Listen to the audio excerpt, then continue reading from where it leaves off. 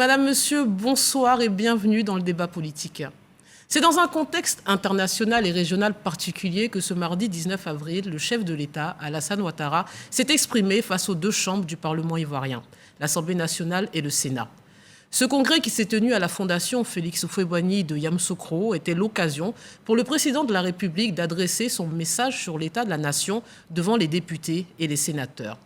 Ce congrès, le deuxième du genre après celui du 5 mars 2020, entre dans la droite ligne des articles 114 et 115 de la Constitution de 2016 qui prescrivent que chaque année, le président de la République doit se prononcer sur l'état de la nation devant les deux chambres.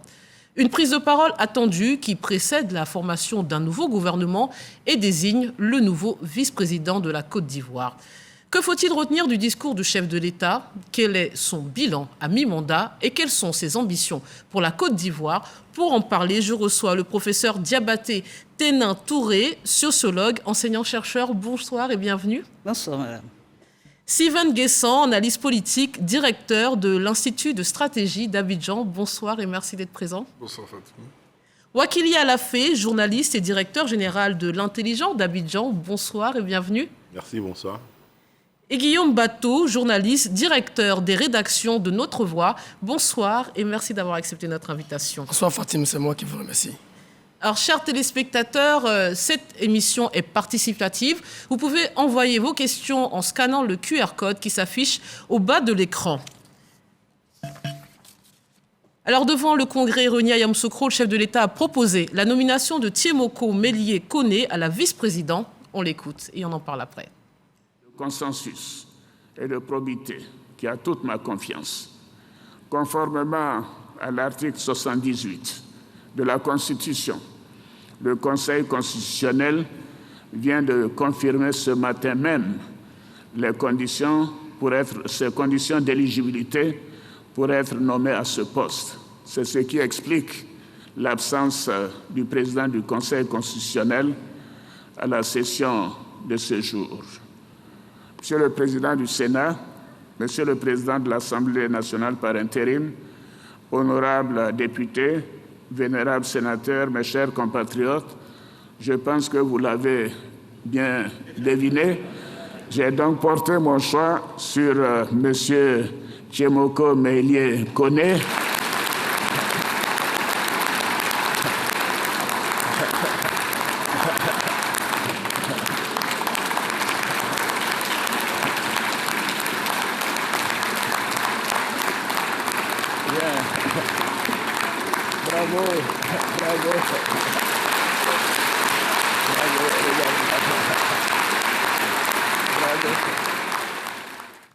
Alors, la nouvelle a été faite aujourd'hui. Thiemoko Mélié Koné est le nouveau vice-président de la République de Côte d'Ivoire. Qui est-il, messieurs? Wakili Alafé. Thiemoko Mélié Koné, qui est désormais vice-président de la République de Côte d'Ivoire, gouverneur en exercice de la Banque centrale des États de l'Afrique de l'Ouest, est né en 59. Voilà. En 49, je l'ai rajeuni de 10 ans. Oui, c'est ce que j'allais dire. Voilà, et puis le reste, on aura l'occasion de le découvrir davantage. Il a été dans l'administration ivoirienne, directeur de cabinet et ministre de la Construction. Le président de la République a rappelé cela aujourd'hui. Donc voilà ce qu'on peut dire à grands traits. Un fils de Côte d'Ivoire, un grand technocrate. Mais il est peu connu peut-être de la population ivoirienne. Qu'est-ce que vous pouvez nous dire sur lui qu'on ne sait pas déjà? Madame Téné. Oui, bon. C'est un technocrate, ça on peut le retenir. Un économiste. On peut dire aussi qu'il est de Tafiré. Voilà. Il est Sénoufo. De Ferké aussi. À proximité de Ferké, oui. Et il a été directeur national de la BCEAO à un moment donné, je pense, avant d'être nommé gouverneur de la BCEAO au siège à Dakar. Pour le moment, je pense que ce profil se prête bien à ce qu'on vient de voir. On nous parle d'un homme discret, encore une fois peu connu de la population ivoirienne. Oui, un homme discret. Généralement, les banquiers n'aiment pas se faire voir. Tout à fait. Préfèrent rester caché pour ne pas avoir à donner de l'argent aux gens. Mais non, je rigole. Oui, c'est un homme discret. Je veux dire, nous qui sommes journalistes, on a connu M. Timoko Meïlé quand il était directeur de cabinet du Premier ministre Guillaume Soro entre 2007 et 2010. Je crois après il est devenu ministre de la Construction dans le gouvernement juste après l'arrivée du président Ouattara au pouvoir. Il n'est pas resté longtemps puisque dès juin 2011, juillet, il est allé à Dakar pour être gouverneur et il en vient. Donc, discret, en tout cas, il n'a pas vécu dans l'arène politique habituelle comme beaucoup d'autres technocrates qui après sont venus dans l'arène politique. Donc, c'est vraiment le banquier, l'économiste qu'on va retenir pour le moment en attendant de le voir dans sa nouvelle fonction de vice-président de la République. Le chef d'État a dit que c'est un homme de consensus. On verra. On verra si dans sa nouvelle fonction, si ces nouveaux interlocuteurs lui font un cadeau ou pas. Donc on verra si vraiment c'est un homme de consensus. On attend à l'exercice du pouvoir. Le président a choisi pour occuper cette éminente et stratégique fonction le désormais ex-gouverneur de la BCEAO. Pourquoi ce choix selon vous? Bon, Sylvain Guesson. Sans revenir sur le douloureux appel à Dieu du Premier ministre Samet Bakayoko, je pense que ce profil-là manquait un peu au président Ouattara. Un monsieur qui est capable de prendre le petit déjeuner chez Bédier, de déjeuner avec Babou à midi, et puis le soir d'être au palais présidentiel. Je pense qu'il recherchait ce type de profil. Cela n'enlève rien aux qualités du technocrate connaît le vice-président, mais il avait besoin de quelqu'un qui puisse être dans cette intimité-là, avoir des bonnes relations avec la société politique ivoirienne, avec la société civile ivoirienne, avec les investisseurs, avec la communauté internationale. Bref, un élément quelque peu neutre qui pourrait se faire ouvrir des portes, quel que soit le moment, un peu le rôle que le Premier ministre Abed Bakayoko avait joué à l'époque. Je pense que ce rôle de pivot-là a manqué un peu au président de la République. Oui. Bon, légèrement différemment de ce qu'a dit Sylvain, je pense que quand on regarde, et quand vous avez écouté le chef de l'État présenter le nouveau vice-président, on a dit que c'est même le porteur du chef d'État lui-même. C'est un peu... Oui, le profil économiste de grande institution. C'est le même parcours. La BCEAO, le Fonds monétaire international, le gouvernement, retour à la BCEAO, gouverneur. Je veux dire que le président Ouattara, finalement, c'est pour ça que certains déjà depuis ce matin disent que c'est le dauphin constitutionnel, c'est celui, et il a dit, il a son entière confiance, c'est un peu Ouattara lui-même. Voilà, c'est un peu son jumeau. Donc, je pense que dans une perspective de la possibilité du retrait du chef de l'État au terme de son troisième mandat, je crois qu'il a voulu, en tout cas, choisir quelqu'un qui est un peu sa photocopie, ou en tout cas dans le profil. Donc photocopie, quoi. Bon, donc on connaissait déjà cette expression de photocopie. Voilà. Là, ça fait beaucoup de photocopies. Dans le profil technocratique. Allez-y, Wakili Alafé, il peut intervenir. Il peut paraître peu connu, parce que ce n'est pas un politicien de carrière. Tout à fait. Ce n'est pas un politicien de carrière, mais c'est un technocrate quand même de carrière qui a une présence dans la vie politique depuis quand même, dans la vie publique, depuis 2017 quand même, ça fait 15 ans. Et puis n'oublions pas une chose, est-ce qu'on ne devrait pas... 2007, tu veux dire. 15 ans. Depuis 2007. Ça fait 15 ans. Vous avez dit 2017. Voilà, une vie publique. Oui. Maintenant, c'est-à-dire dans l'administration, tout le reste, tout. Et puis, est-ce normal de ne pas connaître le gouverneur de la BCEAO, de notre monnaie, qui a sa signature sur les billets? Ça. Si on ne le connaît pas, je ne sais pas. C'est un minimum, n'est-ce pas? Mais vous voulez dire que si, chacun les billets, non? sans cette nomination, on n'aurait peut-être pas su On qu'il est... devrait le savoir en principe. Oui. Parce que tout le monde connaît le franc CFA. Il y a des débats enflammés sur le franc CFA, mais on ne connaît pas le gouverneur de la banque qui émet le franc CFA. Oui, mais est-ce La question se pose, non? Est-ce la faute de la population de cette institution qui ne communique pas Tout beaucoup, le monde, qui est un peu tout le monde. opaque, si vous permettez? Quel est le rôle, finalement, du vice-président selon la Constitution, lui, le second personnage de l'État? Ben, vous l'aviez dit, c'est le second personnage de l'État. Et je vais plus loin, je parlerai de la grandeur de l'État. Voyez-vous, devant les deux chambres, une déclaration solennelle, ça donne toute la grandeur de l'État. Et quand je parle de grandeur de l'État, c'est ce renforcement de l'unité nationale. Parce que n'oublions pas cela. Ça, c'est important, de faire appel à toutes ces assemblées, de nommer, de désigner nommément le dauphin constitutionnel, c'est toute une solennité.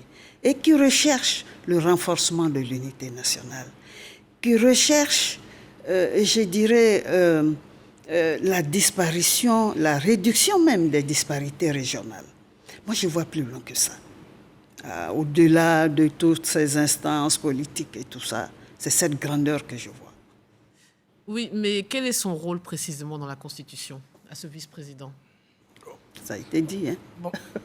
Le vice-président, il est le vice-président, c'est-à-dire qu'il vient après le président. Le président, Ça veut dire que, en cas de décès, c'est lui qui est là. Si, en cas de vacances, c'est là. En cas de vacances de pouvoir, oui. En cas de vacances du pouvoir, Oui. en cas de capacité du président de la République Oui. à assumer ses fonctions, c'est le vice-président Tout à fait. qui prend la place. Donc, je veux dire, c'est un rôle important. Oui. C'est un rôle important dans nos pays, et même dans tous les pays. Donc, je pense que Mais justement, si ce rôle est aussi important, depuis la démission de l'ancien vice-président Daniel Kablan-Duncan le 8 juin 2020, le poste est resté vacant.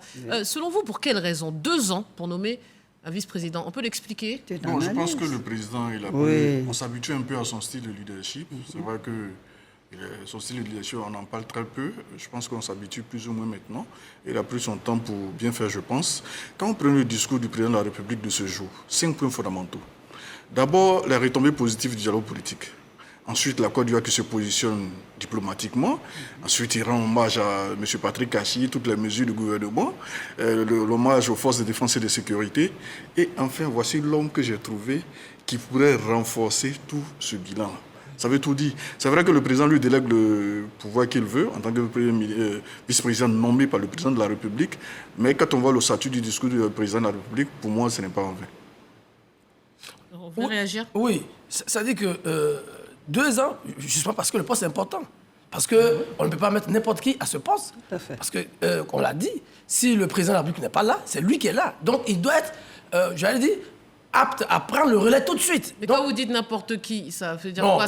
Non, mais ça pose la question de quoi? Il y a un problème d'homme, un problème de vivier D'abord, pour ce poste? il n'y a pas que le problème d'homme.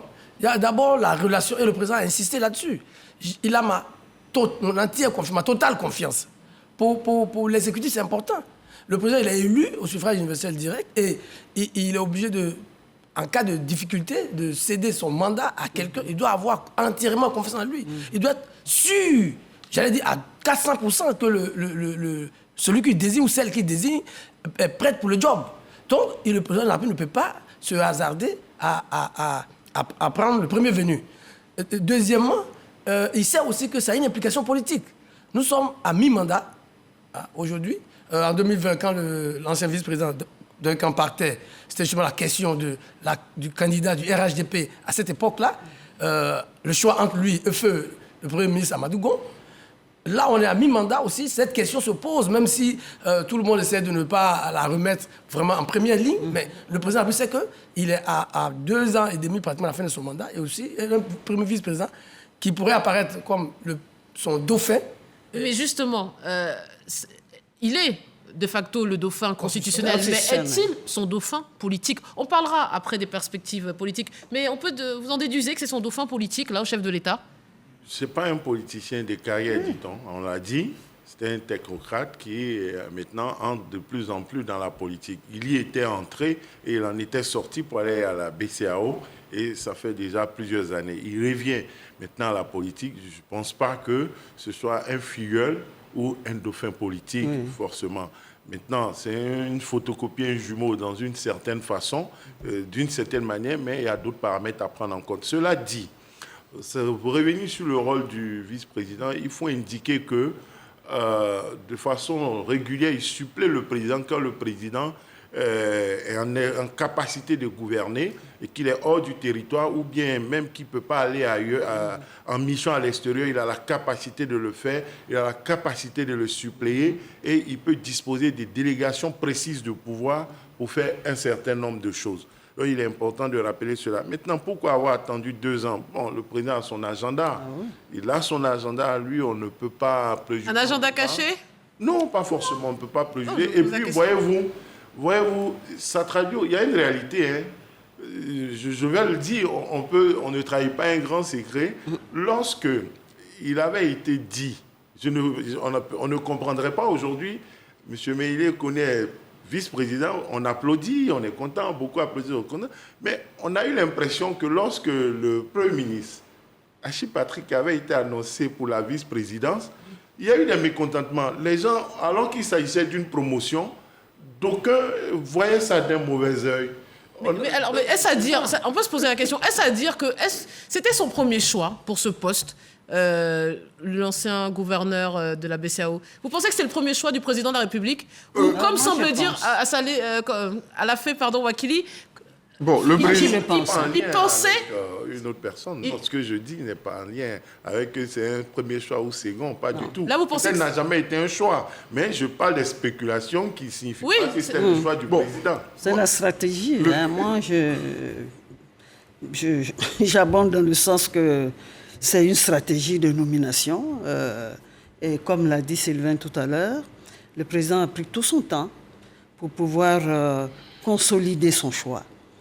Ce n'est pas un choix qui a été fait à la va-vite, non. Connaissant quand même l'homme, c'est toute une stratégie qu'il a mise au point pour pouvoir venir officiellement, nommément, désigner son dauphin constitutionnel. Vous pensez que c'est préparé depuis longtemps? Le président a même dit qu'hier, il a appelé les différents chefs d'État de la BCEAO pour avoir leur accord.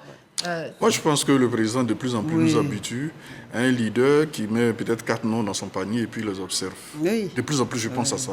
Donc, il a le temps de faire tourner son équipe, comme dans une équipe de football, tantôt attaquant, tantôt milieu offensif, et puis il observe et regarde. C'est le capitaine. Oui, je pense que... Et puis le mot patience doit avoir une signification particulière pour le président de la République. Je pense que ce sont des facteurs qui ont compté. Un monsieur qui est parti à la BCEAO, encore une fois de plus, gérer la monnaie, c'est faire de la politique. Voilà, donc on ne peut pas dire qu'il était hors de la politique. Il a géré l'économie, la monnaie de 8 pays, c'est pas rien, c'est plusieurs milliards. Il a fait de la politique. Ça reste de la politique monétaire. Et puis Fatim, oui. Gouverner, c'est prévoir. Ouais. Voilà, gouverner, c'est prévoir. On ne se précipite pas, mais on prévoit, on planifie, on contrôle. C'est ça aussi la redevabilité. On ne le fait pas va vite, non. On regarde. Et comme il a dit, c'est la patience, on regarde. On met le pion où ça va, où ça revient. Bon, voilà. Ça, c'est important de le retenir. Le choix qu'il est fait, on l'assume. Ah oui. On recule pas. Et voilà. Tout à fait. C'est ça le manager aussi, hein, le technocrate. Tout ce qui a été dit, je veux ajouter aussi le facteur affectif. Oui. L'ancien vice-président s'en va dans les conditions qu'on connaît. Ah bah justement, dans quelles conditions? Sur un désaccord, clairement, avec le président de la République sur le choix. Mais le chef d'État ne l'a même pas nommé. Ne l'a même pas cité. Il ne l'a pas cité aujourd'hui. Il a seulement parlé de la période de vacances de ce poste. Ça veut dire l'épaisseur des mésententes ou je ne dirais pas de rancune. Pour ne pas, Mais quelqu'un sait l'origine de ce différend? Ce n'est pas un secret de polichinelle. C'est un secret de polichinelle. Les journalistes sont là. Visiblement, l'ancien vice-président souhaitait être le candidat du RHDP en 2020. Le fait que le chef de l'État ait pris l'option claire du feu Premier ministre Amadou Gon a été, semble-t-il, le point de désaccord. Donc je disais que le vice-président quand s'en va dans des conditions pas très amicales. Ensuite, le Premier ministre qui est désigné pour représenter le RHDP décède. Donc il y a des circonstances affectives. Et après, celui qui lui succède décède lui aussi. Donc tout ça peut expliquer le temps que le président a mis d'abord à se remettre lui-même émotionnellement, parce que ce sont vraiment des proches qu'il perd, puis bon, après, à remettre les choses en perspective, pour se dire, bon, il faut aller de l'avant et vous regardez, parmi tous ceux que j'ai autour de moi, celui qui peut, et le président a insisté, parce que ça aussi c'est très important, un nombre de consensus, parce qu'on sait qu'il y a aujourd'hui beaucoup de batailles de positionnement qui sont tout à fait logiques à mi-mandat. Alors devant le Congrès réuni à Yamoussoukro, le chef de l'État a proposé, je l'ai dit tout à l'heure, la nomination, bien sûr, du nouveau vice-président, mais il a aussi reconduit le Premier ministre Patrick Hachi dans ses fonctions. Le gouvernement travaille à l'amélioration de l'offre des denrées alimentaires, à l'accélération du développement de l'industrie agroalimentaire, ainsi qu'au renforcement de la surveillance des prix sur les marchés. C'est pour tenir compte de la conjoncture économique mondiale et la nécessaire réduction des dépenses de l'État que le gouvernement qui sera mis en place cette semaine sera resserré. Monsieur le Premier ministre, vous avez eu mes instructions à cet effet. Honorables députés,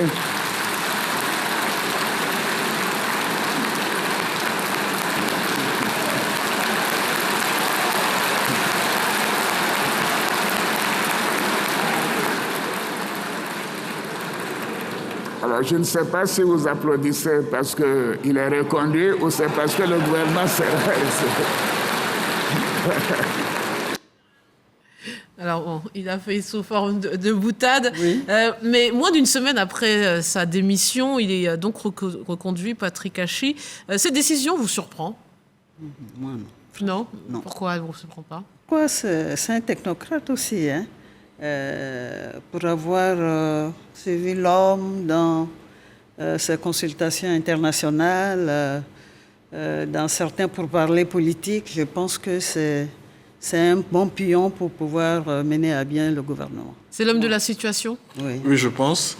Et puis, permettez, le Ouattara qu'on connaît depuis 2011 n'est pas homme de rupture. Voilà, celui de 90, il a fait beaucoup de ruptures, il a fait bouger les lignes, il a boxé dans beaucoup de choses, mais celui de 2011 n'est pas homme à se séparer de ses collaborateurs si facilement. Donc, je pense que M. Patrick Hachi partait quand même favori pour conserver son poste. Ensuite, on a vu le président décliner assez rapidement le cahier de charge du Premier ministre, améliorer la qualité de vie des Ivoiriens. Donc, réduire l'équipe gouvernementale, les dépenses de l'État, de sorte à pouvoir mieux se préparer pour faire face à cette crise mondiale-là qui est plus ou moins liée à la crise en Ukraine, dont on n'a pas encore perçu forcément les incidences. Je pense que M. Koné, le vice-président également, n'a pas été choisi sans relation avec cette crise-là qu'il va falloir surmonter en Afrique subsaharienne. Alors, le Premier ministre a chargé, vous l'avez dit, de conduire une équipe resserrée d'une trentaine de membres contre 41 dans le précédent gouvernement. À quoi pourrait-on s'attendre, finalement? C'est quoi un gouvernement russe? D'abord, je voulais dire un mot. Sylvain a dit que le président Ouattara, de 2011 à aujourd'hui, n'est pas un homme de rupture. C'est vrai que même si on prend en compte le fait qu'il a perdu 2 premiers ministres, donc ce n'était pas prévu, mais quand même, il s'était séparé de Guillaume Soro, de Aoussou Diallo et de Kablin Duncan, oui. avant Amadougon. Donc, en quasiment 10 ans, il avait grillé 4 premiers ministres. Donc, ça fait quand même moins de 2 ans. Donc, on ne peut pas dire que c'est quelqu'un qui... Mais, effectivement, dans la situation actuelle, le Premier ministre Patrick Hachi, on l'a vu, ces derniers temps, a fait preuve de beaucoup d'énergie.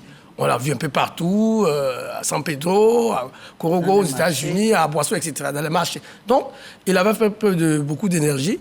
Et aussi, dans le contexte, on sort, c'est vrai, de la pandémie, mais le contexte de la cherté de la vie, de la crise internationale, quelqu'un l'a dit, je crois qu'avant qu'on arrive sur le plateau, changer un Premier ministre, c'est généralement perdre 3 à 6 mois. 3 à 6 mois, parce qu'après, il faut refaire les cabinets, il faut reprendre les dossiers. Celui qui arrive, il faut qu'il renomme des conseillers. Ça prend du temps.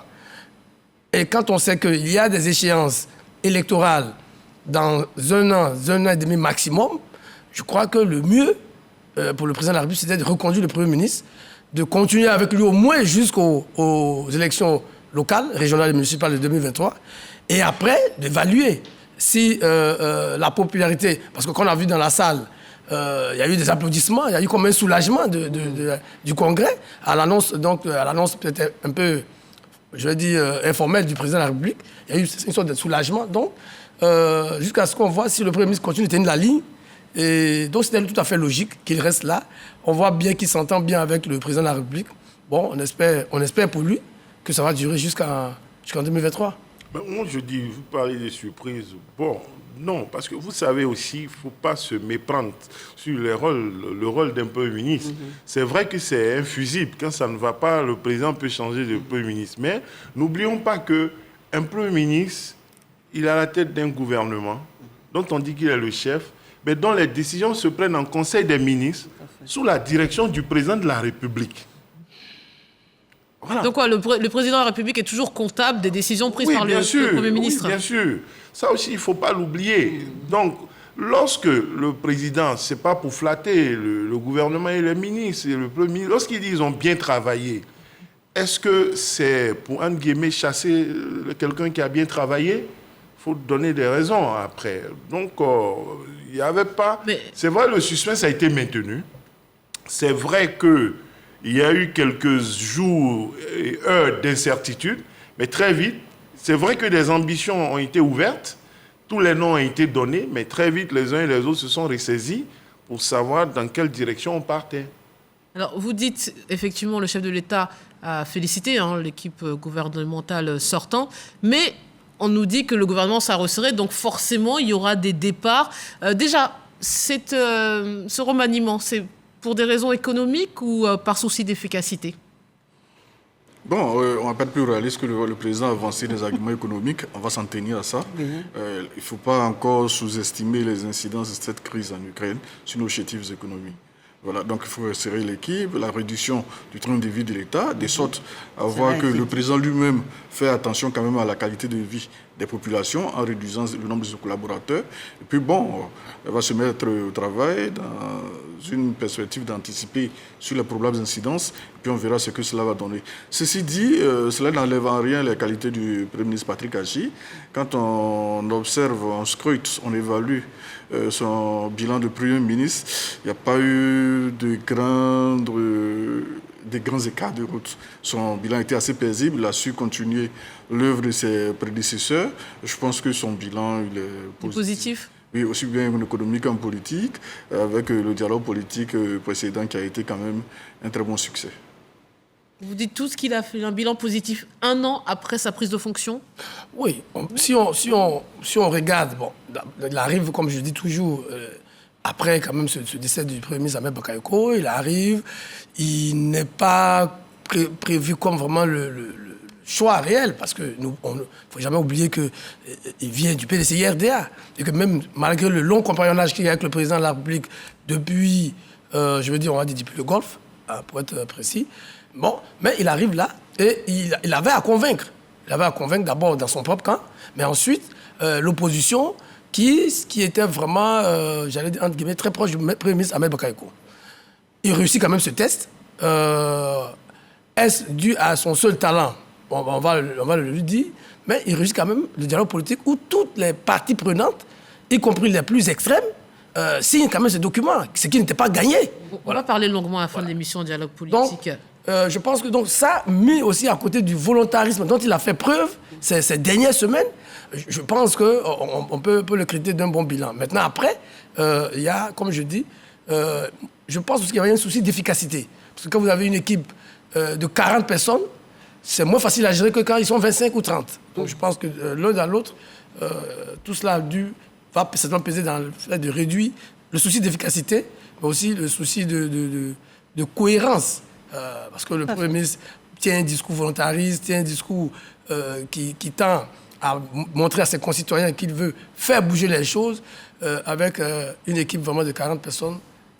Ça fait pas mal difficile à convaincre les gens. Alors, je vous propose d'écouter les réactions d'Assalé Tiomoko, député maire de Tia-Salé, qui était bien sûr présent lors de ce congrès. En application de l'article 114 de la Constitution, le chef de l'État a saisi le Parlement à l'effet de se réunir en congrès pour délivrer son message sur l'état de la nation. Et donc, le président de l'Assemblée nationale a informé les députés que nous sommes de cette volonté du chef de l'État de s'adresser au Parlement réuni en congrès ce mardi 19 avril 2022 à Yamoussoukro. Donc, déférant à cette convocation, nous nous sommes retrouvés à Yamoussoukro pour écouter le chef de l'État. Il faut dire que le congrès qui se réunit, c'est un événement important parce qu'en un seul endroit se retrouvent concentrés les deux chambres du Parlement, donc pratiquement 340 députés, sénateurs et députés qui se retrouvent à Yamoussoukro pour écouter le chef de l'État. Il faut dire aussi que cet événement réunit, j'allais dire, les plus hautes autorités du pays, à compter par le chef de l'État et presque tous les corps du pays, notamment les grands commandements et tous les démembrements de l'État qui gouvernent ce pays-là. Et donc le chef de l'État s'est adressé à nous pendant une trentaine de minutes Qu'est-ce qu'il faut retenir de son discours? On va retenir essentiellement que l'occasion a été créée pour que le chef de l'État, enfin, installe une institution de la République qui n'était pas complète. C'est-à-dire qu'il fallait nommer le vice-président, comme le prescrit l'article 55 de la Constitution, qui dit que le vice-président est choisi par le chef de l'État avec l'accord du Parlement. Et cela se fait en congrès. C'est pour ça que le congrès s'est réuni et c'est à cette occasion-là que le chef de l'État, effectivement, nous a informé de ce qu'il avait choisi par consensus M. Kone Timoko Mele comme nouveau vice-président de notre pays qui arrive 2 ans après la démission du premier vice-président, M. Denis Kadon Menga. Alors, comment se fait cette désignation? L'article 55 parle de l'accord du Parlement, mais le même article ne précise pas la nature de cet accord-là. Ensuite, ce qu'on peut retenir encore de cette intervention, c'est l'élégance, la sagesse, la finesse avec laquelle le chef de l'État a annoncé la reconduction du Premier ministre Patrick Achi. Il a fait d'une manière tellement solennelle, tellement belle que le Parlement réuni en congrès a applaudi et le chef de l'État s'est même étonné de ce que nous réagissions de cette façon et a demandé pourquoi nous applaudissions, si c'était parce que le Premier ministre avait été reconduit ou c'était parce qu'il avait demandé que le gouvernement soit resserré. C'était un grand moment républicain que nous avons tous apprécié. Et donc voilà les raisons pour lesquelles nous sommes retrouvés à Yamoussoukro. C'était un grand moment républicain comme l'a institué la Constitution. Et donc c'était le respect de cette Constitution-là que nous demandons aujourd'hui aller célébrer. Maintenant, le vice-président est nommé, il va prêter serment et rentrer en fonction pour suppléer le chef de l'État en cas d'absence hors du pays et en cas d'occupation ailleurs. Donc voilà le sens de ce congrès-là que nous avons beaucoup apprécié. En tant que député, c'est ma première participation à un congrès et j'ai réalisé que c'était un moment important de notre nation, c'était un moment républicain qui regroupe, j'allais dire, l'ensemble des corps constitués du pays, l'ensemble des décideurs en un seul endroit pour entendre le chef de l'État déclarer comment va notre pays, tracer une perspective, tracer des caps pour que nous nous inscrivions dans ça pour le lendemain. Voilà le sens de ce congrès. Alors, la Constitution, certes, dispose que le chef de l'État, chaque année, doit s'adresser sur l'état de la nation. Mais on a l'impression aussi que cet exercice est toujours le moment d'une grande annonce.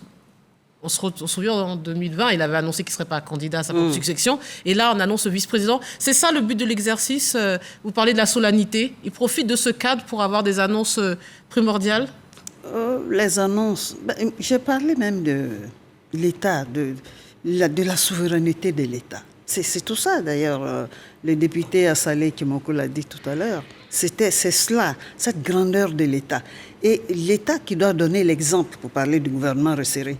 Ils vont demander certainement à la population de faire l'effort, de gérer cette crise qui nous arrive de l'extérieur, mais donner l'exemple à sa population, à ses populations, en resserrant le gouvernement. Je crois que c'est un cri solennel. Et je vais plus loin pour parler de bonne gouvernance même. Il faut donner cet exemple de bonne gouvernance, de redevabilité de l'État envers ses citoyens. Moi, c'est comme ça que je vois la chose. On a l'impression parfois que c'est aussi un prétexte, encore une fois, pour avoir une annonce marquante. Oui. Un congrès ne se réunit pas tous les jours. Donc, puisqu'il ne se réunit pas tous les jours, on ne peut pas aller là-bas pour dire bonsoir. Il aurait pu faire le bilan, l'état des lieux. Il a quand même fait le bilan. Classique. Même s'il ne s'est pas étendu, parce que visiblement, ce n'était pas l'objectif, il a quand même fait le bilan. Il est revenu, en tout cas pour ce qui concerne ce qu'il a fait depuis sa réélection en octobre 2020, il a fait quand même le bilan, les réunions qu'il y a eu, les rencontres diplomatiques, tout ce qu'il y a eu comme avancée en termes d'infrastructure. Il en a parlé quand même avant de poursuivre sur les aspects plus politiques, donc l'annonce de la nomination du vice-président et celle du Premier ministre. Donc, c'était un grand moment. On l'a dit, toutes les institutions sont convoquées. Le chef d'État n'est pas là-bas pour leur faire des comptes Il doit annoncer. Mais pourquoi Ah oui, mais parce que c'est... Elle parle de redevabilité. C'est envers tous les Ivoiriens, qu'ils soient politiciens ou pas. Oui, mais même ceux qui ne sont pas dans la salle aussi regardent. Oui. Voilà, donc c'est pour ça que l'instant est important, parce que toute la tension de toute la nation est captivée par ce moment. Il n'y a pas que les parlementaires qui sont dans la salle, mais vous avez vu que tout le monde était curieux ou du moins attentif à ce qu'a dit le chef de l'État. Et en ce moment-là, il est tout à fait indiqué que le chef de l'État fasse une grande annonce. Parce que tout le monde serait déçu que s'il faisait la causette et revenait à Abidjan. Mais sachant que c'est un exercice qui doit avoir lieu chaque année. Donc on doit s'attendre... Et puis, cette fois-ci, le vice-président peut le remplacer. Bien sûr. Pour le prochain. Le président de la République a plusieurs opportunités de prise de parole. Tout à fait. On a l'habitude du 6 août et du 31 décembre. Mais en dehors de cela, il y a les vœux. Il tient encore des messages. Et lorsque les circonstances l'existent, il peut faire une déclaration. Et en dehors de cela, il y a le gouvernement qui parle en son nom, qui agit. Il y a les décrets, il y a les actes. Donc le président de la République a plusieurs opportunités de prise de parole. Et d'ailleurs, la question du Congrès, de la prise de parole devant le Congrès, il faut voir comment mettre ça dans la séquence, dans la série des prises de parole du président, pour se demander si on ne peut pas réguler. Par exemple, est-ce que le message à la nation le 6 août ne pourrait pas être fait tous les ans devant le Congrès, ou le 31 décembre, le message de fin d'année, au moment où les parlementaires partent en vacances avant la rentrée, est-ce que ça peut être une occasion pour ce message? Parce que la date est ouverte et elle intervient à côté des autres prises de parole du chef de l'État qui sont tout aussi solennelles. Bien entendu, l'instance du Congrès paraît une instance hautement solennelle, mais l'institution président de la République, le président de la République, partout où il se trouve, a une parole solennelle.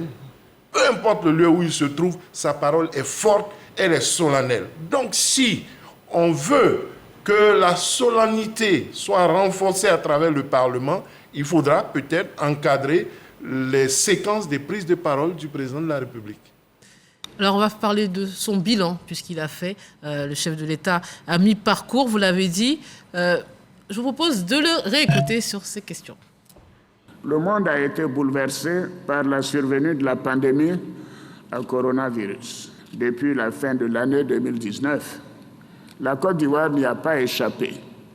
La résilience de notre économie, combinée à l'efficacité de notre plan de riposte économique et sanitaire, a permis de faire face à cette crise avec un taux de croissance positif de l'économie d'environ 2% en 2020.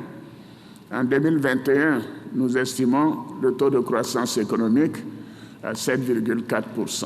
Dans le secteur de l'éducation, de nombreuses réformes et projets de réhabilitation et de construction de salles de classe, d'universités, de cités et restaurants universitaires sont en cours afin d'offrir à nos jeunes un cadre de formation adéquat. Notre objectif est de rendre l'enseignement plus efficace et plus performant. Notre ambition est également de rapprocher l'école des populations par la poursuite du programme de construction des collèges de proximité, toutes choses qui favorisent le maintien des jeunes filles à l'école. Concernant la formation technique et professionnelle, il s'agit d'en faire un levier important pour favoriser l'employabilité des jeunes et l'entrepreneuriat. Au plan sécuritaire, je voudrais vous rassurer à nouveau. La situation sécuritaire est calme et sous contrôle sur toute l'étendue du territoire national. Je voudrais à cet égard féliciter les grands commandements et nos forces de défense et de sécurité pour leur engagement continu sur le terrain. Alors, à l'instar du reste du monde, la Côte d'Ivoire traverse une crise sanitaire. Quel bilan faites-vous de la gestion de la Covid-19 par le gouvernement ivoirien ? On peut dire un bilan positif. Oui. quand on regarde les dégâts humains qu'ont connus d'autres pays à travers le monde, on peut se satisfaire de ce que en Côte d'Ivoire, les pertes en vie humaine n'ont pas été aussi énormes. Mais l'Afrique est moins touchée que les pays occidentaux. Ah, oui, bon, moi je ne vais pas parler des pays occidentaux seulement. Il y a eu l'Amérique du Sud, il y a eu d'autres régions du monde, et même en Afrique aussi. Les pays arabes. Il y a eu des pays arabes, il y a eu en Afrique du Sud des taux de décès assez importants. Donc, on peut quand même reconnaître au gouvernement d'avoir fait des efforts et le chef d'État a évoqué le plan de riposte qui a été tout de suite mis en place. C'est vrai qu'au départ, il y a eu beaucoup de difficultés à l'allumage. Hein. Bon, ce qui était tout à fait compréhensible parce que personne n'avait prévu une pandémie de telle ampleur. Mais je dis, au bilan, 2 ans après, on peut quand même se féliciter de ce que on a pu préserver le maximum et que même si on peut, le chef d'État l'a dit encore, regretter que beaucoup d'Ivoiriens ne soient pas encore allés se faire vacciner. Il a même demandé encore à ses compatriotes d'aller se faire vacciner, de continuer de faire des efforts en termes d'observation des mesures barrières, mais on peut se satisfaire du bilan du gouvernement. Donc, bonne gestion de la crise de la Covid-19 bonne gestion de la crise chef de l'État et le COVID-19, gouvernement. oui, parce que nous avons eu un bon plan de riposte, il faut le reconnaître. Mais il faut encore renforcer je dirais, la sensibilisation autour de nos communautés. Et je crois qu'on peut mettre, je dirais, en exercice nos chefs traditionnels. On a une chambre de rois et chefs traditionnels. Il faut les impliquer dans le plan de riposte. Non seulement cela, mais les impliquer dans tout ce qui est programme de sensibilisation des communautés. Parce que là encore, nous avons du mal à faire vacciner nos populations. Et je pense qu'en leur donnant une feuille de route, cela peut vraiment aider le gouvernement à atteindre ses objectifs, des résultats dans le plan de riposte. Et cette résilience, parce que vous nous dites effectivement, le chef d'État l'a rappelé, il y a eu, Dieu merci, et malheureusement qu'un seul décès hier, c'est déjà un de trop, mais ce n'est pas comparable avec d'autres situations. Comment vous expliquez cette résilience de notre pays? Là encore, c'est les politiques publiques mises en place qui... Bon, on ne va pas dénier aux politiques publiques les dispositions prises, mais n'empêche que notre espace a quand même été à l'abri des grandes masses contaminées. Voilà, les médecins ont essayé de s'expliquer pourquoi l'Afrique subsaharienne, en dehors de l'Afrique du Sud, était quand même à l'abri de vases contagions. Bon, ils ont forcé plusieurs hypothèses, la jeunesse, le climat, les traitements antécédents contre le palu, etc., etc.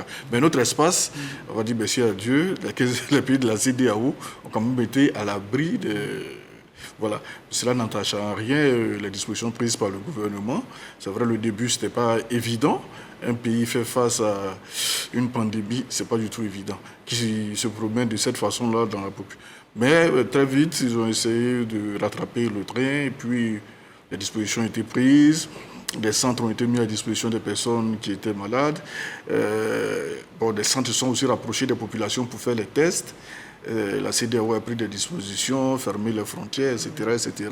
Les politiques publiques ont fait leur part, mais la CEDEAO aussi a été à l'abri de cette pandémie-là. Mais sachant qu'au départ, ces mesures étaient impopulaires, puisque la fermeture des frontières, on n'a pas eu de confinement à proprement parler au sens dur, au strict comme en Occident, mais comme quoi, finalement, il a bien fait, le président, d'être ferme sur ces différentes mesures. Oui, il a bien fait d'être ferme. Avant ça, on a eu Ebola. Il y a eu des mesures rigoureuses. Ils ont interdit la viande de brousse. Il y a eu des mesures, etc. Et on a eu 0 cas ici et personne n'y a cru. Maintenant, quand Covid est venu, il y a eu des suspicions d'Ebola ou autre là. Donc, on dit au moment où on a bien réussi quand il y avait l'épidémie de ça, et maintenant, voilà. C'est-à-dire que tout le monde disait que la situation était dangereuse, catastrophique pour l'Afrique.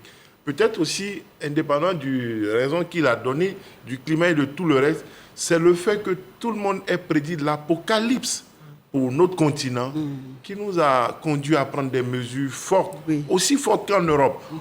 Des gens se moquaient de nos dirigeants. Parce que la France a fait, parce que les États-Unis ont fait, nous sommes à leur solde, nous faisons la même chose. Mais et si c'est ça qui nous avait sauvés? Tout à Parce fait. qu'on est content aujourd'hui de dire on est en train d'en finir, tout en demeurant vigilant, alors que ce n'est pas fini ailleurs. Hein. Oui. Ça continue, peut-être dans une ampleur moindre, et peut-être parce qu'ils réagissent avec moins de panique et un peu plus de sérénité à cause du vaccin et des médicaments en train d'être trouvés. Mais ce n'est pas fini ailleurs. Et chez nous, apparemment, ça baisse, c'est en train même de disparaître.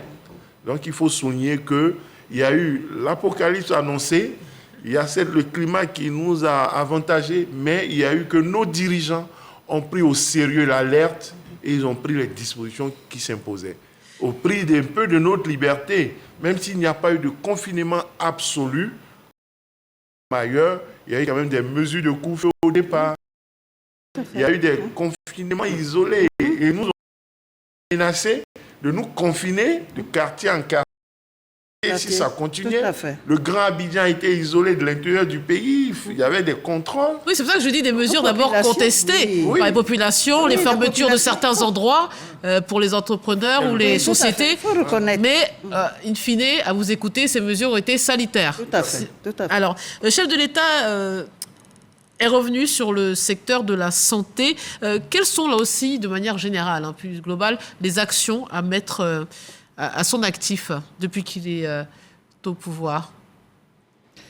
Il nous a parlé de la CMU, il nous a parlé des constructions, des hôpitaux, des chantiers finis, en cours ou à venir. Moi, personnellement, je mettrais vraiment l'accent. L'un des maillons essentiels de cette gouvernance que je retiendrai, ce sont ces CHR que nous sommes en train d'inaugurer. Sincèrement, si ça pouvait continuer dans 5 ou 10 autres... Quelqu'un a dit que c'était un dispensaire. Bon, on ne va pas en arriver là. À Boisseau, Meyagui, San Pedro, ou à quoi, Azopé, et puis il y a une autre localité, Danané, c'est en construction. Bon, on espère que ça va avancer un peu vers le centre, vers l'est, et puis vers le nord. C'est seulement, je retiens ça. Vous prenez une localité comme Meyagui, c'est vrai, ça pèse économiquement, c'est l'une des boucles du cacao, une des régions où le cacao, mais en termes de localité, bon, quelqu'un d'autre en aurait fait une ville périphérique peut-être.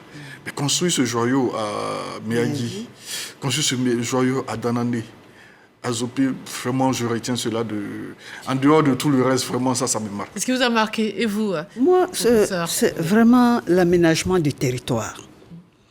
Voyez-vous, je l'ai dit, parce que aménager le territoire en mettant en priorité le renforcement de l'unité nationale, ça c'est un élément, je l'ai dit tantôt. Le deuxième élément, de faire en sorte de la mise en valeur des potentialités, c'est le deuxième élément que je retiens. Le troisième élément que je retiens, c'est la réponse aux aspirations des populations, concernant bien sûr leur cadre et mode de vie, et surtout leur participation au développement. Si, de façon stratégique, cet aménagement régional répond à cette gouvernance dont vient de parler Sylvain, je pense qu'on a fait un grand pas par rapport à tout cela. Donc c'est quoi? C'est la forme de décentralisation? Oui, de décentralisation, avec les districts, avec les conseils régionaux. Et surtout, je le dis, c'est une réponse aux aspirations de la population, parce que ériger et construire les infrastructures sanitaires à l'intérieur du pays, et comme il le dit, si on doit le faire pour l'ensemble du territoire, en prenant en compte les conseils régionaux, les districts, pour pouvoir faire en sorte que les populations... Parce que le développement, qu'est-ce que c'est? Le développement est endogène. Et le développement s'appuie sur les populations locales. Et le développement local vient terminer tout ceci en termes de planification du territoire. Je crois que c'est un des aspects les plus importants pour nous. Qui prennent en compte, qui surtout prend en compte la santé, l'éducation, la sécurité. Parce que si nous arrivons à appliquer vraiment efficacement cette politique d'aménagement du territoire, comme l'a fait dans les années 70, avec San Pedro, avec l'Arceau, avec l'AVB, on aurait fait un grand pas. Alors la santé englobe bien sûr les infrastructures dont on vient de parler, le personnel de santé et la qualité des soins. Est-ce que toutes ces réformes ont amélioré de manière significative la vie des populations? Bon, nous, dans l'année, notre CHL n'est pas encore fini, donc... Ah bon? C'est un plaidoyer que vous faites là, Léon Bien Plateau? entendu, bien entendu. C'est en cours. Oui, je crois que ça. Je serais très heureux qu'on ait un CHL du niveau de Miyagi. Et donc pas un dispensaire? En tout cas, celui qui a dit que c'est un dispensaire, je ne partage pas son point de vue. Mais bon, comme il a dit, j'en parle juste. Alors, donc, effectivement, ces centres de santé, ces universités vont forcément changer la situation dans les régions. Moi, qui suis originaire donc, de la grande région de l'Ouest, donc de Mans, on a une université à Mans aujourd'hui qui forcément transforme la ville de Mans. On va avoir une université à Bondoukou. Forcément, je suis convaincu que les populations de Bondoukou, les enfants de Bondoukou qui vont avoir le baccalauréat, qui ne seront plus forcément obligés de venir jusqu'à Abidjan, auront peut-être plus de chances de réussir leurs études en restant à quelques dizaines, vingtaines de kilomètres de leurs parents. Donc, on est toujours content que ces infrastructures arrivent, parce que c'était un vrai besoin. Tout était concentré à Abidjan, tout est encore... malheureusement, généralement encore concentré à Abidjan dans beaucoup de choses en termes d'opportunités d'emploi. Pour avoir du travail aujourd'hui, il faut essentiellement venir à Abidjan pour se soigner, même à un niveau, même si on salue ces CHR qui commencent à ouvrir, mais à un certain nombre de niveaux d'analyse, les professeurs sont encore malheureusement encore à Abidjan. On a encore beaucoup de choses encore à Abidjan, mais il faut saluer, il faut se féliciter de ces infrastructures et souhaiter, Sylvain l'a dit un peu, que cela se généralise sur l'ensemble du territoire national. Parce qu'il y a encore des déserts en matière médicaux, des déserts éducatifs, des déserts sécuritaires, etc. On a la menace sécuritaire au nord. Le chef d'État a dit qu'il y a un programme spécial pour le nord, mais je pense qu'il n'y a pas que le nord. Vous avez toutes les frontières doivent bénéficier de ces appuis, cet engagement sécuritaire, parce que malheureusement, c'est vrai qu'au nord, nous avons des terroristes qui sont plus actifs, mais on a des pays à l'ouest, notamment à Guinée, où il y a eu des coups d'État, c'est pas très stable. Bon, allons sur l'aspect sécuritaire, puisque vous tendez une perche. Lorsque le chef de l'État affirme que la situation sécuritaire est calme et sous contrôle sur toute l'étendue du territoire, fait-il référence aux attaques terroristes ou à d'autres phénomènes sécuritaires qui elle a fait? C'est les deux. Les attaques terroristes ont connu une remontée à un moment. Elles ont été fortes, mais aujourd'hui, elles sont neutralisées. Et quand il dit c'est sous contrôle, c'est aussi parce qu'on n'a pas les informations qu'il a. Certainement, il y a eu des alertes, il y a eu des tentatives qui ont été déjouées et pour lesquelles il n'y a pas eu de communication. Donc, c'est la raison pour laquelle il dit que ça est sous contrôle. À côté de cela, il y a l'insécurité classique, et les vols à main armée, la délinquance, les choses de tous les jours, ça existe toujours. À l'arme blanche ou à arme à feu, ça peut exister. Et bon, c'est des faits qui sont notés et certainement que la fréquence n'est pas aussi forte qu'auparavant, mais la principale menace est la menace terroriste. C'est assurément, compte tenu des informations dont ils disposent et du fait que nous n'avons pas eu d'alerte ou d'annonce d'attaque depuis plusieurs semaines, on peut avoir le sentiment que la situation est effectivement maîtrisée. Mais la dégradation de la situation sécuritaire se poursuit dans la sous-région et les attaques ne sont plus concentrées que dans la zone sahélienne, mais vont vers les pays côtiers. Les mesures prises par le chef de l'État seront-elles suffisantes, Sylvain Guessant? Bon, le risque zéro n'existe pas en matière de lutte contre le terrorisme. La Grande Amérique est victime des attaques. La Grande France, malgré tous les satellites d'observation, il y a toujours des attaques terroristes. Donc le risque zéro n'existe pas. Mais toujours est-il, à la fin, il a dit, on ne viendra pas sur un plateau pour étaler les dispositions, le dispositif sécuritaire de la Côte d'Ivoire. Mais sans tomber dans l'euphorie, il faut toujours rester vigilant, mais des efforts ont été faits. Il parle de renforcement, d'équipement, de formation, Oui, sans rentrer dans les détails, des dispositifs ont été mis en place. Déjà, ce dont on peut parler sur un plateau de télévision, il y a l'école des guerres qui a ouvert depuis Kifor, pratiquement... Une idée aussi du chef de l'État et du président Emmanuel Macron. Oui, ça c'est l'Académie de lutte contre internationale de lutte contre le terrorisme qui est opérationnelle depuis, l'EFA qui a répudié, ça a eu plein de... Bon, et puis maintenant dans le détail, tout ce qui a été fait avec les partenaires extérieurs en matière de surveillance territoriale, des choses qu'on n'étalerait pas sur un plateau de télé. Le risque zéro n'existe pas, mais quand même des dispositions ont été prises à un certain niveau. Donc la Côte d'Ivoire semble pour vous être à l'abri oui, on a pris des mesures, en tout cas maintenant le reste... Sous réserve. Il faut retenir que la sécurité doit être une priorité. Dans l'écosystème actuel, il faut, comme dit Sylvain, le risque zéro n'existe pas, il faut être vigilant. Voilà. Mais il a rappelé le président à plusieurs reprises. Il y a aussi des événements de grande importance qui ont eu lieu sur le sol ivoirien. Ah oui. Et puis à venir aussi, là aussi l'aspect sécuritaire a permis qu'on puisse déjà peut-être faire la CAN l'année prochaine et puis recevoir les chefs d'État dans le cadre de l'IDA avec la Banque mondiale, il y a la COP25. Oui. Là aussi, c'est l'aspect, une situation sécuritaire apaisée qui permet tous ces événements. Oui, c'est clair que... De grande ampleur. C'est clair que toutes ces personnalités, toutes ces institutions n'iraient pas là où il y a des attentats tous les jours. Malheureusement, on en a connu. Donc, effectivement... Bon, et le sommet de l'UA en Éthiopie qui est en guerre. Oui, bon, mais la guerre quand même en Éthiopie est contenue un peu loin quand même, un peu loin quand même d'Addis Abeba. Mais je veux dire que toutes ces activités diplomatiques internationales n'auraient pas pu avoir lieu s'il n'y avait pas un minimum.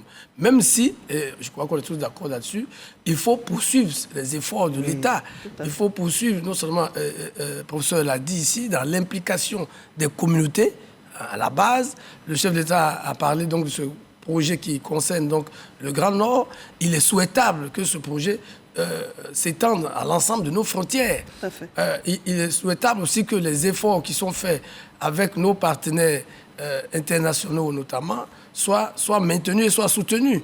C'est pour ça que souvent il est regrettable quand on regarde autour de nous certains États qui dévissent malheureusement et qui jouent avec le feu.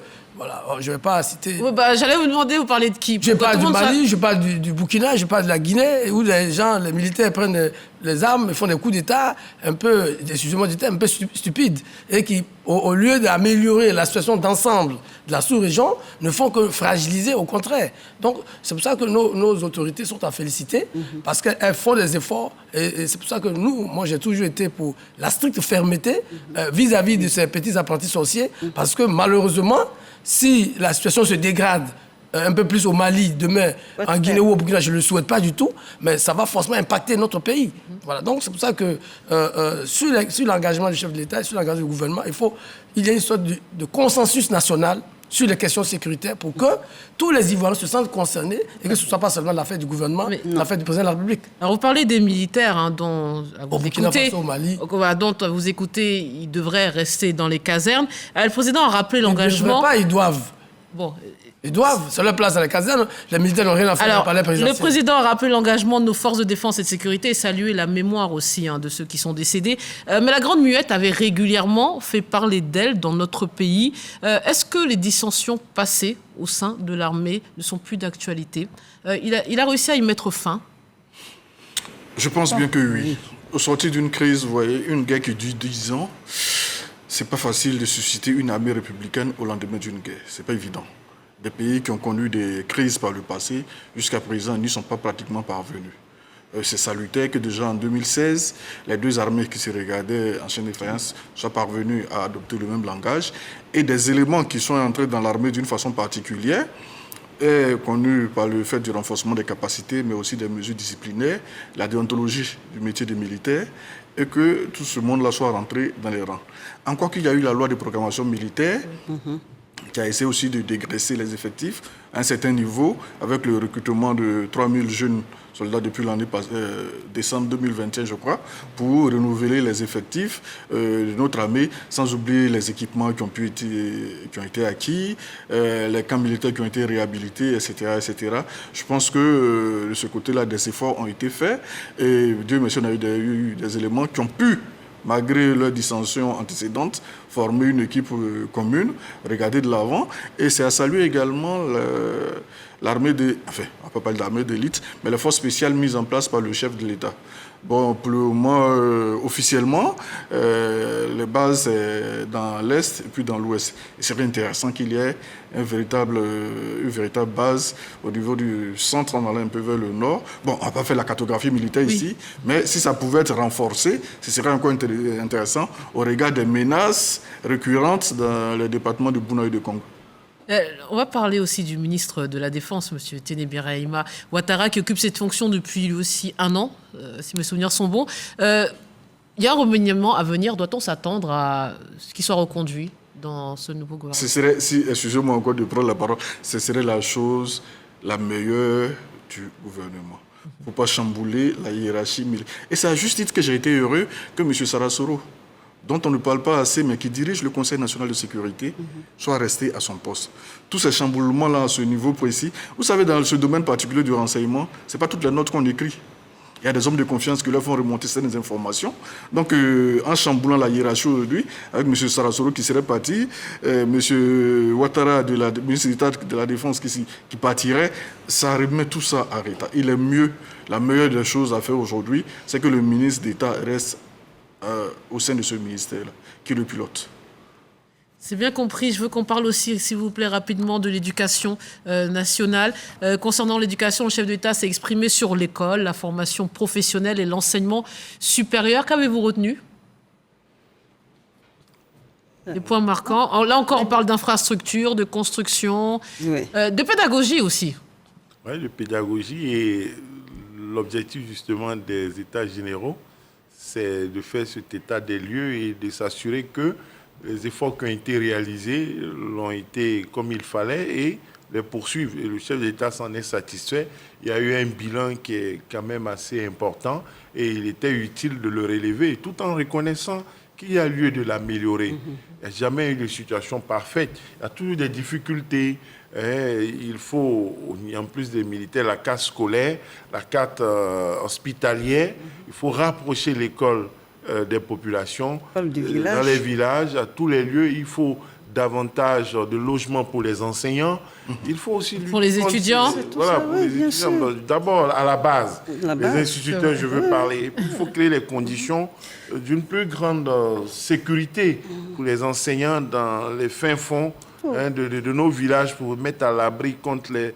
Peut-être isoler les cas des viols, agressions des institutrices, des enseignants. Voilà, sans oublier les grossesses précoces pour les élèves. Il y a des choses comme ça qu'il faut régler. Au-delà des grandes tendances, des grands chiffres qui sont donnés, ce travail-là doit se faire sur le terrain. À cela, il faut dire que l'école ne doit pas être un sanctuaire. L'école doit être un écosystème ouvert, en prenant en compte l'environnement socio-économique. Je crois que c'est ça notre problématique. C'est ça. Et rapprocher l'école du village, comme on vient de le dire.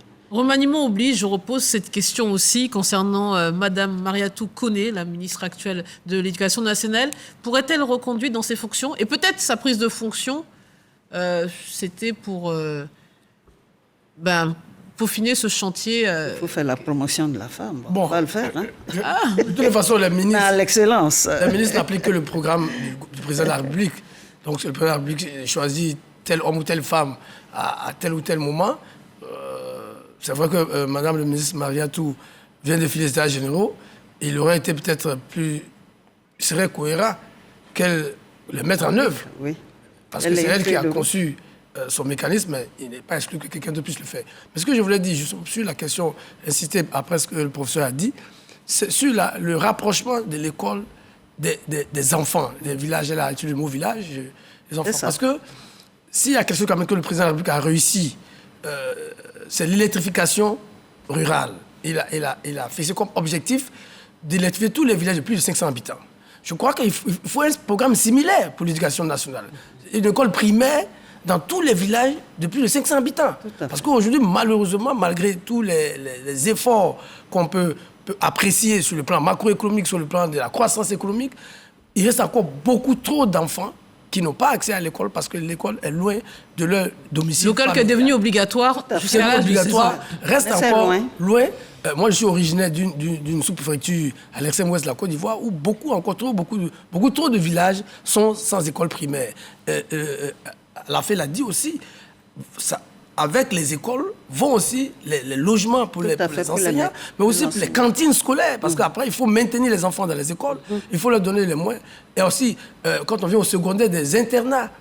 Beaucoup d'entre nous ont réussi leurs études grâce aux internats qui n'existent pas aujourd'hui. Donc il y a un gros effort à faire et j'espère que les États généraux qui ont pris pratiquement 6 à 7 mois vont proposer des solutions rapides qui vont être prises à bras-le-corps par le chef de l'État dans la suite de son programme social, parce que le social reste encore, on peut le regretter, reste encore le talon d'Achille du président de la République, malgré tous les efforts qu'il a fait. Il faut ajouter programme social et solidaire.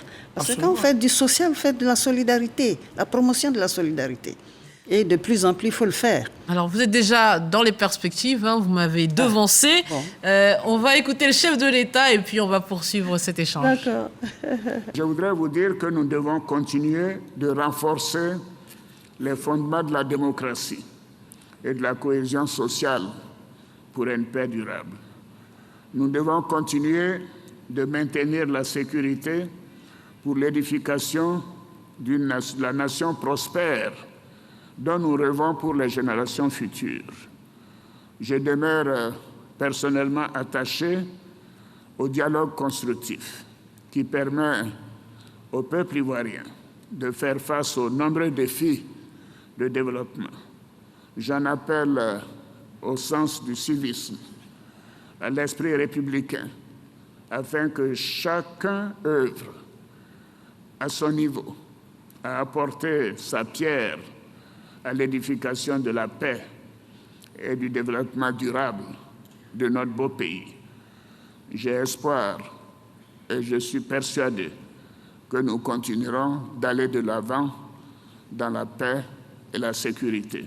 Le gouvernement travaille à l'amélioration de l'offre des denrées alimentaires, à l'accélération du développement de l'industrie agroalimentaire, ainsi qu'au renforcement de la surveillance des prix sur les marchés. C'est pour tenir compte de la conjoncture économique mondiale et la nécessaire réduction des dépenses de l'État que le gouvernement qui sera mis en place cette semaine sera resserré. L'accélération de l'industrialisation avec la transformation locale de nos matières premières, accompagnée de la mise en œuvre d'un deuxième programme social du gouvernement et du financement des PME, la bonne gouvernance et la lutte contre la corruption. Et cela va se traduire par un changement de mentalité et l'émergence d'une conscience nationale. Alors, lancé officiellement par le gouvernement le 16 décembre 2021, le dialogue politique a pris fin le 4 mars 2022, après plusieurs semaines d'arrêt. Beaucoup considèrent ce dialogue politique comme une réussite. Pour quelle raison? Oui, juste la première raison affichée, c'est que tout le monde a signé le rapport final. Parce qu'avant, il y avait certains qui traînaient les pieds, qui traînaient les pieds, qui ont fini par venir et ils ont vu que leur arrivée n'a pas changé grand-chose. Mais bon, ça, c'est le problème. Mais le premier fait est que tout le monde a signé. OK. Ensuite, jusqu'à présent, il n'y a pas encore eu de controverse. Même si finalement, globalement, tout a été ramené au niveau du chef d'État pour prendre les décisions sur les questions qui ont pu être débattues et qui n'ont pas trouvé consensus, ou bien qui ont trouvé un minimum de consensus pour leur mise en œuvre. Donc, tout le monde a signé, c'est bien. Maintenant, on attend. Le chef d'État, dans son propos, a dit qu'il reste attaché donc, au renforcement de la démocratie. Il y a un certain nombre d'actes qui sont attendus, notamment sur les questions électorales, sur la réforme du code électoral, sur le jeu même politique, la question des institutions et tout ça. On attend dans quel sens il va aller, justement peut-être à travers déjà le gouvernement qui va être mis en place dans les prochains jours. Avant le prochain Conseil des ministres de mercredi, je vais revenir sur 2 points soulevés par Guillaume Bateau, et vous allez peut-être y répondre à sa place. Les accords entre partis politiques sont légion dans le pays, mais malheureusement, aucun n'a, en tout cas jamais, empêché la survenue de crises. En quoi ce dialogue politique est-il différent, Sylvain Guessant? Je me pose la question, en quoi est-il différent? Dans la mesure où le dossier Blé Goudé n'a pas été traité, le dossier Soro Guillaume n'a pas été traité, on ne va pas faire l'autruche, ce sont les deux dossiers qui pendent sur le champ politique ivoirien. En quoi ce dialogue politique serait différent des autres? Oui, il y a une cinquantaine de participants qui ont tous paraphé. Ils ont paraphé, est-ce qu'ils sont prêts à assumer le document qu'ils ont paraphé, attendant de voir la prochaine élection, pour voir ce que ces organisations de la société civile, ces associations politiques qui ont signé ces documents-là font de leurs paroles données. Je reste sur ma fin, comme je le dis.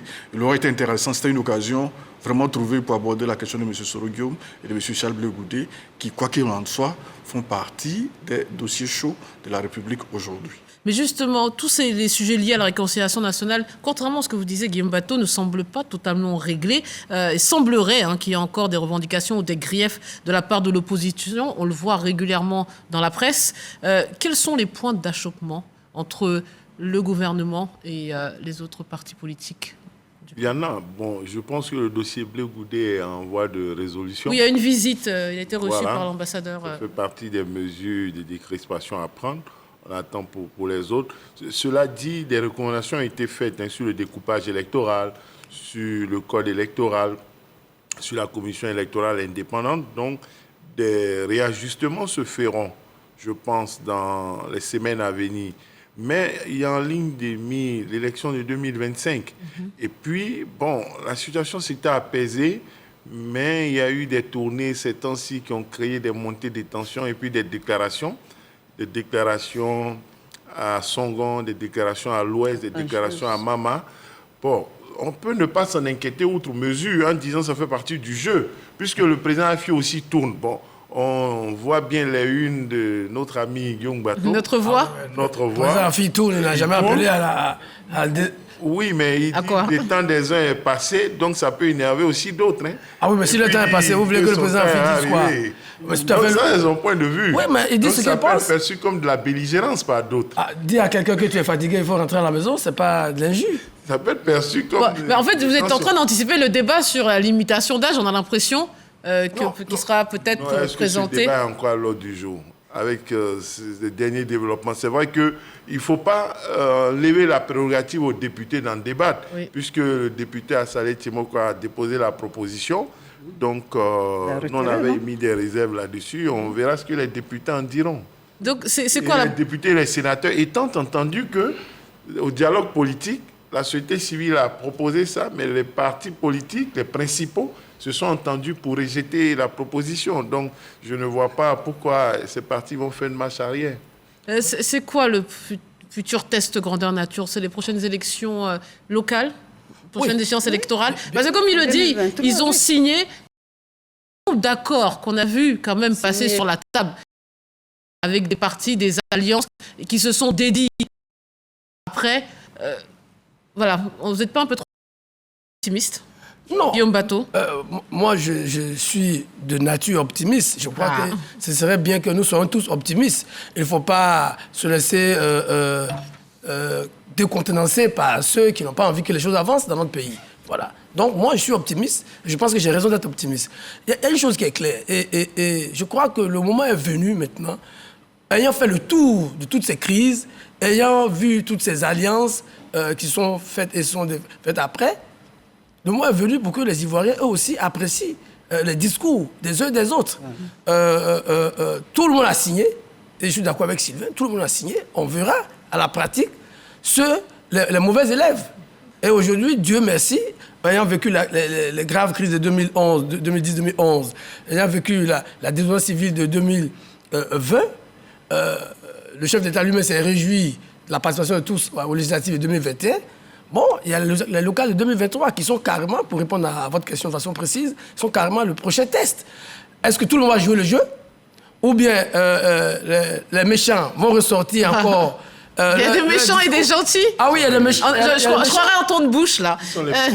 Qui sont les méchants? Les méchants, on le verra en 2023. On le verra. Pourquoi vous êtes pressé? Puisque vous pouvez fixer l'échéance. Donc, ils avancent à visage masqué? Non, je crois qu'ils ne sont pas aussi masqués que ça. On voit leur visage, mais bon, on veut être prudent. On veut être prudent pour les attendre eux-mêmes. Mais à contrario, est-ce que finalement, les prochaines élections en tout cas, on va dire locales, ne seront pas vraiment le test grandeur nature, puisque c'est l'élection présidentielle qui cristallise les tensions. Est-ce qu'on ne va pas croire que tout va bien parce qu'elles se passeront dans de bonnes conditions, ces séances électorales locales, et là où tout le monde craint le... Bon, attendons de voir octobre 2023 pour mieux apprécier ce schéma-là. Vous savez, de 2010, enfin, novembre 2010 jusqu'à juillet 2018, c'était la Sainte Alliance entre le PDCI et le RDR au sein du RHDP. Voilà, donc il n'y avait pas forcément une grande adversité en face.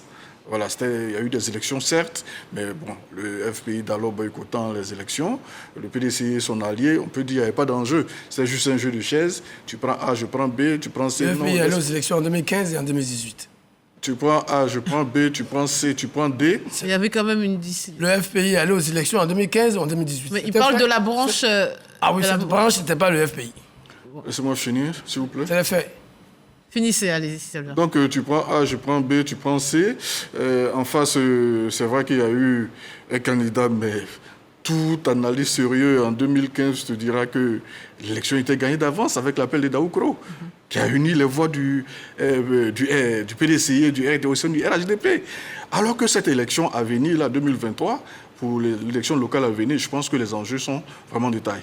Avec l'adversité entre le PPACI, le RHDP et le PDCI, pour partie des principaux partis d'opposition. Donc je pense que l'enjeu nous permettra d'apprécier le jeu de rôle de ces différents acteurs-là et de leur capacité à enraciner cette cohésion sociale. Okay, moi, je pense que c'est une bonne chose que cette élection de mi-mandat en 2023 ait été maintenue après des alertes d'hésitation. Ça va jouer le même rôle qu'en 2018. On peut penser que s'il n'y avait pas eu ces élections de 2018, en 2020, la tension aurait été plus vive. Parce que, indépendamment de la contestation de la candidature du président Ouattara après, indépendamment de la bataille sur la CEI, les gens avaient quand même des tendances au sujet du mouvement des populations, au sujet du corps électoral, dans un contexte pratiquement concurrentiel en 2018, où on a eu le mot, on s'est pesé, ils se sont pesés. Et on a vu des victoires du PDCI à Cocody, au plateau, malgré les tensions. On a vu des reprises à Bassam.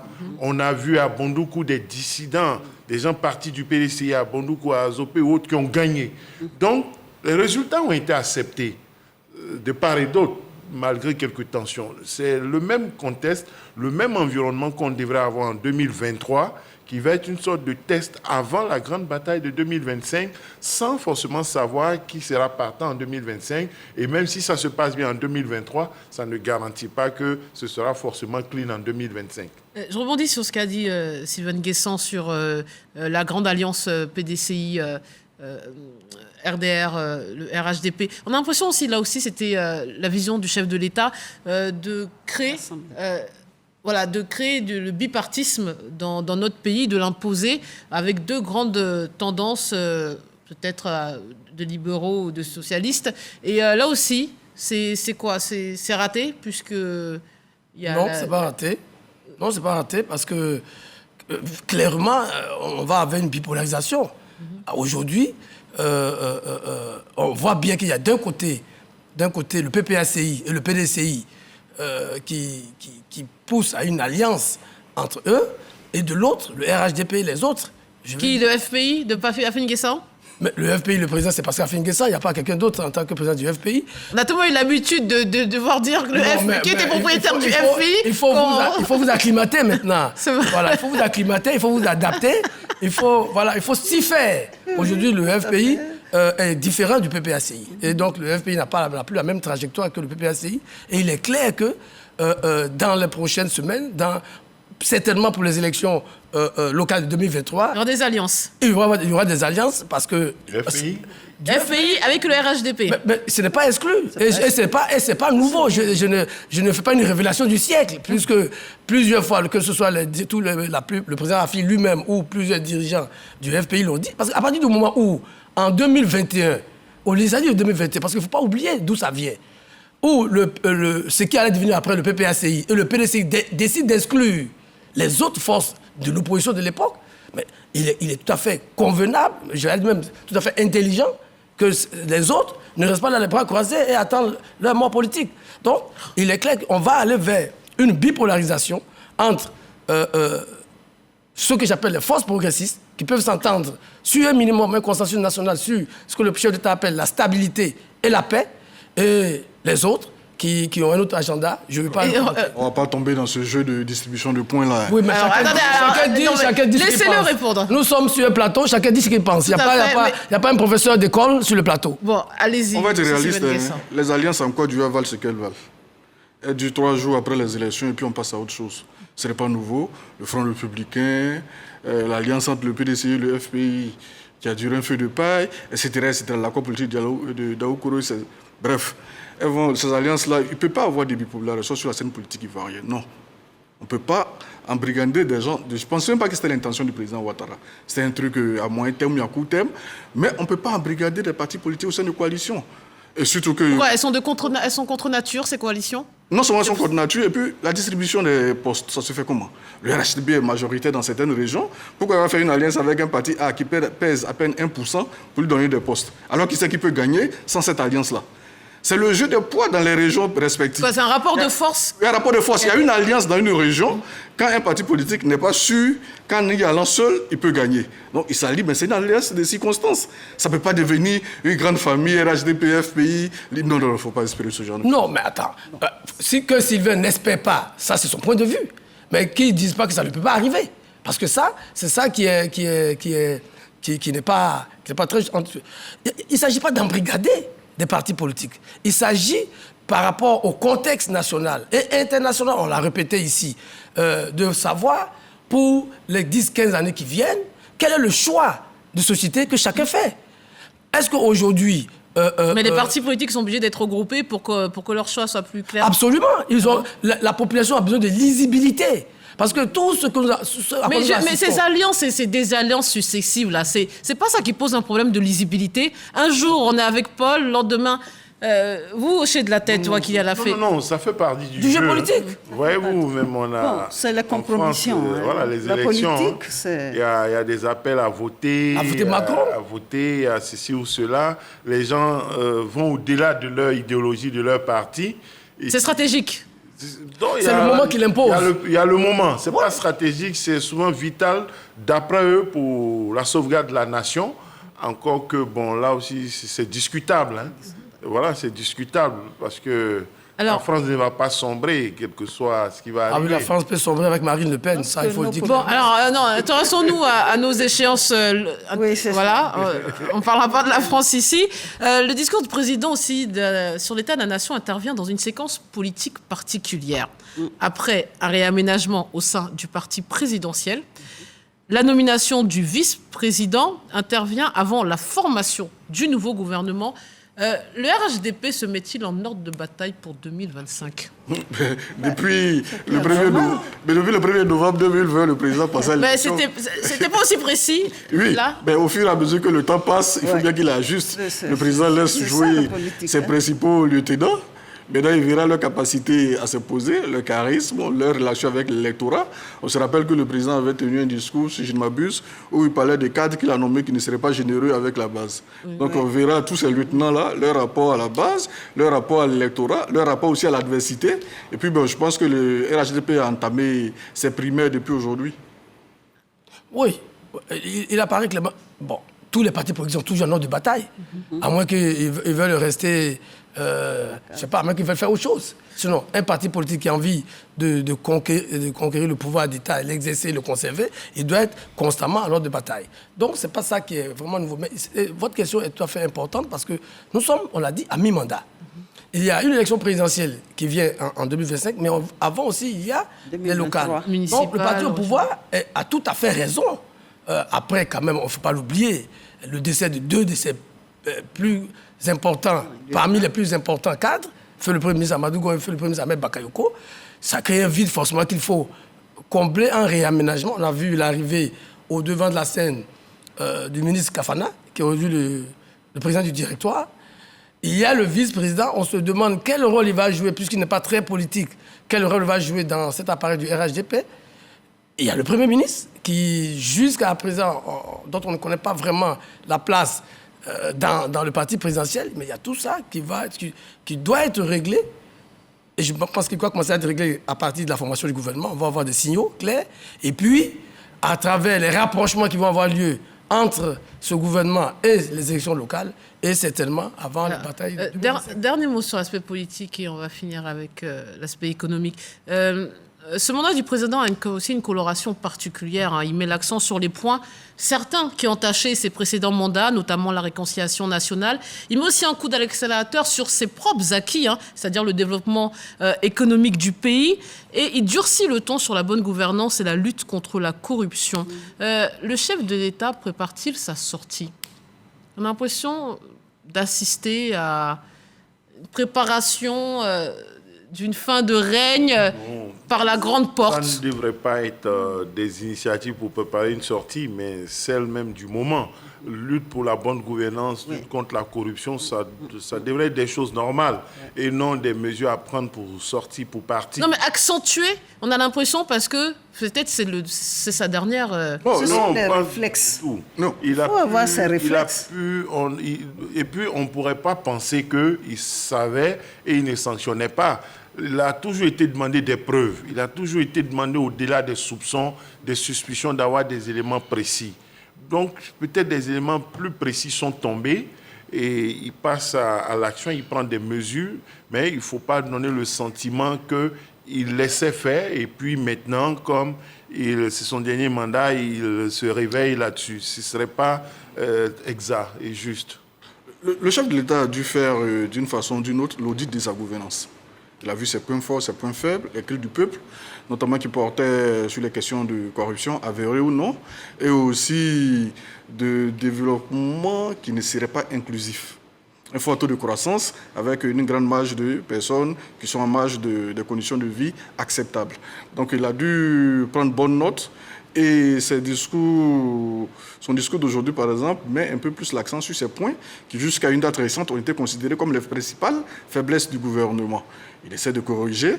Si c'est préparer sa sortie pour ne pas être candidat en 2025, ça réjouirait une partie de la population. Mais je pense que l'enjeu fondamental, ce n'est pas ça, c'est d'améliorer les points qui sont restés faibles jusqu'à présent. Dernier mot, parce qu'on n'a vraiment plus le temps. L'industrialisation, là encore... le développement, c'était un acquis de son bilan depuis son arrivée au pouvoir.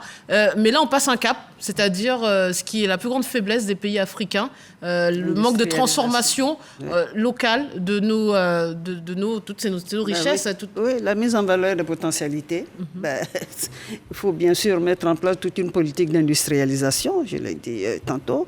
Il faut faire en sorte que cette transformation économique s'ouvre sur, je dirais, une véritable inclusion économique.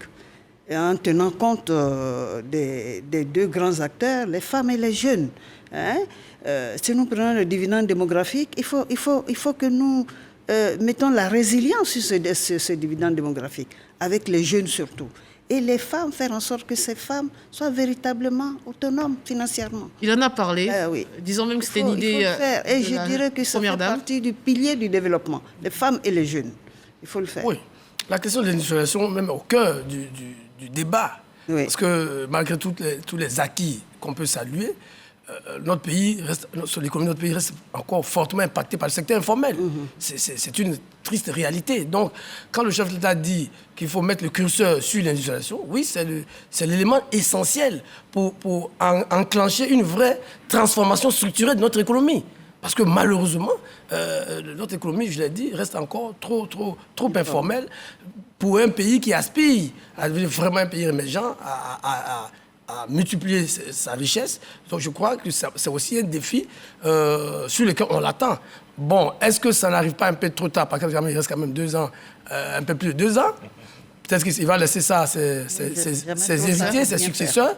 Mais il est déjà bon qu'il puisse y penser et qu'il puisse se donner les moyens de vraiment ouvrir sur de grands chantiers sur ces questions-là, parce que la question de l'industrialisation est au cœur même de la transformation structurelle de notre économie. Il a parlé du pétrole qu'on a découvert. On doit pouvoir, au-delà de la production, le transformer largement pour mieux le valoriser. Il y a l'anacarde, il y a le cacao, il y a le palmier, Non, il y a beaucoup de productions. Nous devons la renforcer, potentialité. monter en transformation pour ajouter de la valeur. Et puis, il n'a pas eu de secteur informel, on a beaucoup de services. Il s'agit d'encadrer et puis d'encourager le développement de ces services pour avoir davantage de revenus pour l'État. Et puis, tout ça, l'industrialisation, ce n'est pas seulement les matières lourdes, il y a aussi l'industrialisation au niveau des services. Locale. Allez, c'est la fin de cette émission. Désolé, hein, voilà, on est pris par le temps. Oh, moi, j'allais parler des champions nationaux, je les attends toujours. Hein. C'est noté, ça sera lors d'un prochain débat. Merci à tous de votre participation. Merci à Maître Traoré, à Astou Touré Danogo, chef d'édition, Delphine Ba, rédactrice en chef des débats, Cornélien Siné, directeur des magazines d'information, et à la réalisation, Awa Sawadogo. Merci de nous avoir suivis. Excellente soirée à tous et restez sur RTI.